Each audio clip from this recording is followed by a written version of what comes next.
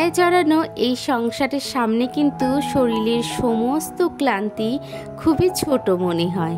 তো hello everyone, good morning. কেমন আছেন আপনারা সবাই? আশা করছি আপনারা সবাই ভালো আছেন ও সুস্থ আছেন। আমরাও বেশ ভালো আছি। আজ বুধবার আর ঘড়ির কাঁটায় এখন বাজে ওই 6:20।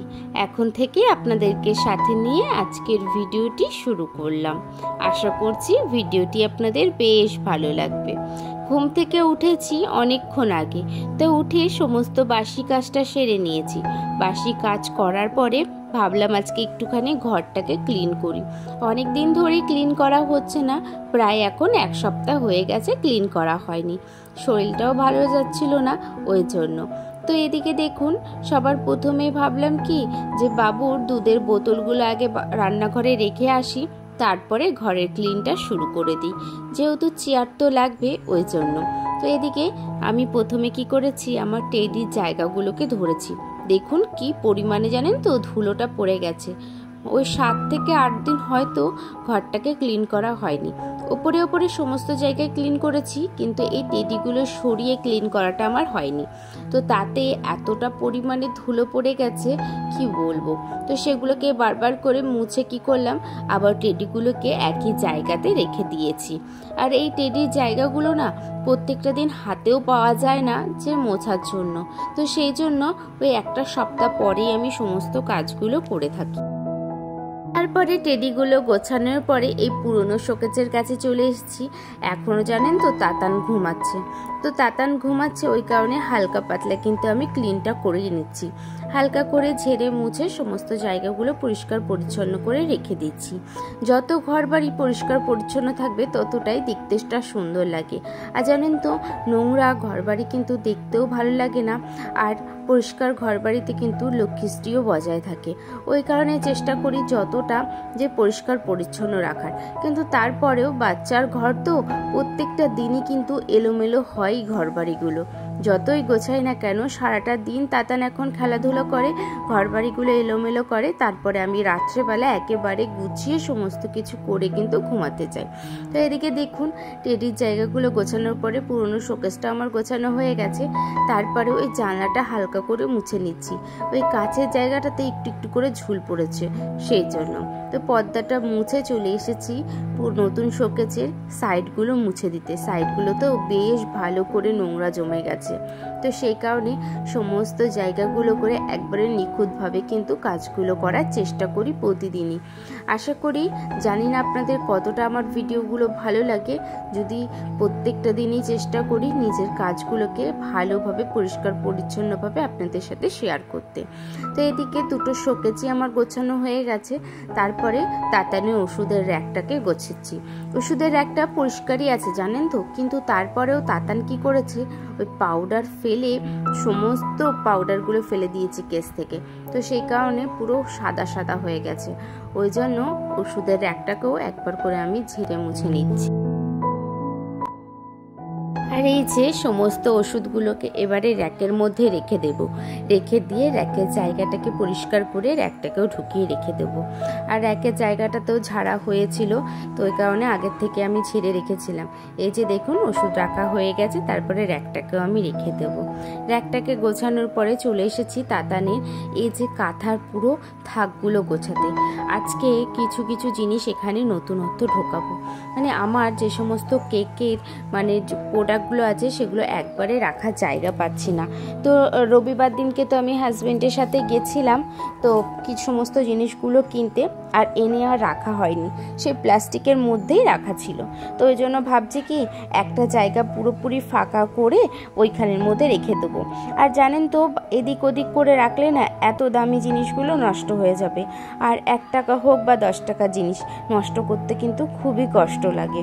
ওই কারণে আর তাতান তো সমস্ত জিনিসগুলো বারবার করে ধরছে, মানে ওরও দেখতে ইচ্ছে করছে যে জিনিসগুলো কি। আর ছোট মানুষ, না আমি পারছি বকতে না কিছু করতে পারছি। তো সেই জন্য ভাবলাম একটা মানে পুরো থাকের মধ্যে সমস্ত কাঁথা আমার মশারি থেকে শুরু করে সমস্ত কিছু রাখবো, আরেকটার মধ্যে সমস্ত কেকের প্রোডাক্টগুলো রেখে দেবো। এই যে ঘর আমার মোটামুটি ক্লিন করা হয়ে গেছে, ঝাড়া মোছা তো হয়ে গেছে। এবার যেগুলো মুছবো, মানে ধরুন শোকেস, খাট, যেগুলো পরিষ্কার করব সেগুলো একেবারে দুপুরের পরে করব, কারণ কি অনেকটা সময় হয়ে গেছে কাজগুলো করছি সেই জন্য। এখন তো আবার স্নান করব, রান্নাবান্নাও করতে হবে, সকালের খাওয়া দাওয়া আছে, ওই কারণে ভাবলাম কি এখন আর কিছু করব না, এখন এবারে ঘরটা পুরো ছেড়ে নিই। এরই মধ্যে তাতানো ঘুম থেকে উঠে গেছে। এই যে দেখুন ঘরটাকে পুরো ভালোভাবে ঝাড় দিয়ে নিচ্ছি। খাটের তলাতে ওই যে ফুলের র্যাকটা আছে না, সেই ফুলগুলো তাতেন ছিঁড়ে ছিঁড়ে এতটা পরিমাণে ফেলে, আর ফ্যানের হাওয়াতে কিন্তু সেগুলো ওই খাটের তলায় ঢুকে যায়। ওই কারণে খাটের তলাটা বেশ ভালোভাবেই কিন্তু আমাকে ঝাড় দিতে হয়। এদিকে দেখুন আপনাদের সাথে কথা বলতে বলতে আমার কিন্তু ঘর ঝাড় দেওয়াটাও হয়ে গেছে। এরপরে আমি ঘরটাকে মুছে নেব। এই যে এরপরে কিন্তু আমি ঘরটাকে মুছে নিচ্ছি। ঘর ঝাড়া পরিষ্কার পরে যদি ঘরটা মোছা না হয় না, তাহলে নোংরাগুলো মনে হয় কি ওই একেবারে সানের সাথে লেগে থাকে। ওই কারণে একেবারে মুছে মনে হয় কি পুরো ঘরটাই পুরোপুরি কিন্তু ক্লিন হয়ে যায়, যেটা আমার মনে হয়। আপনাদের কি আমার মতন মনে হয় নাকি একটু জানিয়ে যাবেন। আর এদিকে দেখুন ঘর মুছে স্নান করে চলে এসেছি ছাদে সমস্ত জামা প্যান্টগুলো মেলতে। আপনারা তো প্রত্যেকটা দিনই জানেন যে প্রত্যেকটা দিন স্নানের পরে আমরা ছাদে আসি, ছাদে এসে একেবারে জামা প্যান্টও মেলা হয়, তারপরে ঠাকুর প্রণামটাও সেরে নেওয়া হয়। যেহেতু ঠাকুর ঘরটা আমাদের ছাদে, সেই জন্য এই সাইডে জামা প্যান্টগুলো মেলে কিন্তু আমি তুলসী তলায় জল দিয়ে ঠাকুর প্রণাম করে নিচে চলে এসেছি। সকালে রান্না বান্না করবে। আজকে সকালে করব শাক আর হচ্ছে যে ডিমের মানে মাছের ডিমের ভুজিয়া টাইপের। তো এদিকে দেখুন মাছের ডিমের ভুজিয়া করার জন্য সবার প্রথমে কালো চিড়ে ফোড়ন দিয়ে আলুগুলোকে দিয়ে দিয়েছি। আলুগুলোকে একটু নেড়ে টেড়ে একবার ঢাকা দিয়ে দিয়েছি। একটু হালকা নরম হয়ে আসলে দিয়ে দেবো হচ্ছে কুচো করে রাখা পেঁয়াজটা। তো এই পেঁয়াজগুলো দেওয়ার পরে দেখুন হালকা কালারটা আসার পরে আমি দিয়ে দিয়েছি নুন, স্বাদ মতন নুনটা দিয়েছি। তো নুন দেওয়ার পরে দেখে নিচ্ছি আলুগুলোকে যে সিদ্ধ হয়েছে নাকি। তো সিদ্ধ যদি না হয়ে থাকে তাহলে আমি আরেকবার ঢাকা দিয়ে দেবো। দিয়েছিলামও, তো দেখলাম যে ভালোভাবে সিদ্ধ হয়ে গেছে। তো এদিকে দেখুন হলুদটা দিয়ে ভালোভাবে কিন্তু আমি নেড়ে চেড়ে নিচ্ছি। এরই মধ্যে সমস্ত মশলাগুলো আমি দিয়ে দেবো। আলুগুলো ভাজা হয়ে এসেছে। লঙ্কা বাটা, আদা বাটা আর জিরে আর ধনে হচ্ছে যে গুঁড়ো, এই মশলাগুলো দিয়ে বেশ কিছুক্ষণ কিন্তু আমি আলুটাকে কষিয়ে নেবো হালকা জল দিয়ে, যেরকমভাবে আমি সব সময় কিন্তু মশলাটাকে কষিয়ে থাকি। তো একটু কালারের জন্য আমি শুকনো লঙ্কার গুঁড়োটা দিয়ে থাকি। আর দেখুন শুকনো লঙ্কার গুঁড়ো দেওয়ার পরে এরপরে দিয়ে দিলাম মাছের ডিমটা। তো মাছের ডিমটা দেওয়ার পরে প্রথমে কিন্তু জানেন তো সমস্ত আলুর গায়ে গায়ে লেগে গেছিলো। যেহেতু ঝুড়ো করব সেই কারণে অনেকক্ষণ ধরে কিন্তু আমাকে এই জিনিসটা করতে হয়েছে। যে দেখুন মাছের ডিমের ভুজিয়া কিন্তু আমার রেডি। তো নামানোর আগে একটুখানি গরম মশলা দিয়ে কিন্তু আর ধনেপাতা দিয়ে একটুখানি ঢেকে দিয়েছিলাম। তো তারপরে নামিয়ে নিয়েছি। আর এই যে দেখুন কতটা সুন্দর দেখতে লাগছে, খেতেও কিন্তু খুবই সুন্দর হয়েছে। তো এই যে আমার মাছের ডিমের ভুজিয়া হয়ে গেছে। তারপরে সকালের খাওয়া দাওয়া করে নিয়েছিলাম নোটের শাক দিয়ে আর হচ্ছে মাছের ডিম। তো এরপরে দুপুরের রান্নার জন্য বসিয়ে দিয়েছিলাম হচ্ছে মাছ ভাজা। তেলাপিয়া মাছ ছিল আর সিলভার কাপ মাছ ছিল। তো মা বলল তুমি ভেজে রেখে দাও, আমি আজকে রান্না করব। তো সেই জন্য আমি মাছগুলো ভেজে সমস্ত কিছু রেখে দিয়েছি। আর এদিকে মাছ ভাজা আমার কমপ্লিট হয়ে গেছে। তারপরে রান্নাঘরের তাকটাকে একটুখানি গুছিয়ে নিচ্ছি। রান্নাঘরের তাকটা না পুরো এলোমেলো হয়ে রয়েছে, মানে হাতের জিনিস হাতের সামনে আর ঠিকঠাক করে পাওয়া যাচ্ছে না। তো ওই জন্য পুরো রান্নাঘরের তাকটাকে কিন্তু একটুখানি গুছিয়ে নিয়েছি। পুরো ডিপ ক্লিন করিনি, হালকা পাতলা ক্লিনই করেছি।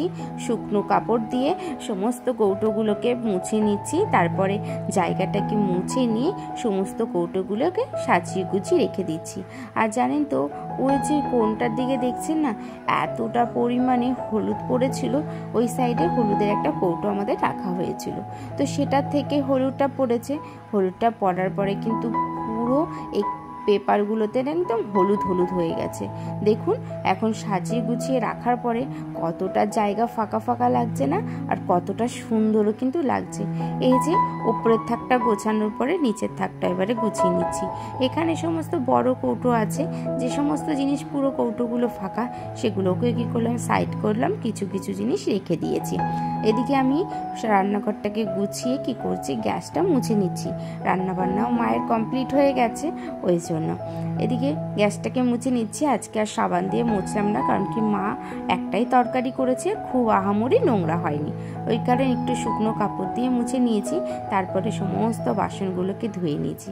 তো বাসন ধোয়ার পরে প্রত্যেকটা দিনই যেরকম আমার কাছ থেকে বেসিং ধোয়া, টাইলসগুলোকে মোছা, সেটাকেই করে নিচ্ছি। তো তারপরে চলে এসেছি ঘরে। তো তখন ঘড়ির কাঁটায় বাজে 1টা নাগাদ। তো ঘরে এসে এই যে দেখুন এখন করছি খাট পরিষ্কার, শোকেজগুলো পরিষ্কার করে নিচ্ছি। কারণ কি এর পরেই তাতান ঘুমাতে চলে আসবে, আর তখন আমি এই কাজগুলো আর করতে পারবো না। ওই জন্য তাতান এখন খেলছে, আর এই সময়ে আমি করছি এই কাজগুলোকে করে নিচ্ছি।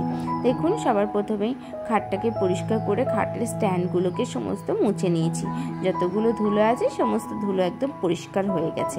তো এরপরে খাটের সাইডগুলোকেও মুছে নেওয়ার পরে শোকেজগুলোকে পুরো কলিন দিয়ে কিন্তু কাজগুলোকে পরিষ্কার করে নেব। এই কাজগুলো পরিষ্কার কিন্তু আমার 2-1 দিন পরপরই করতে হয়।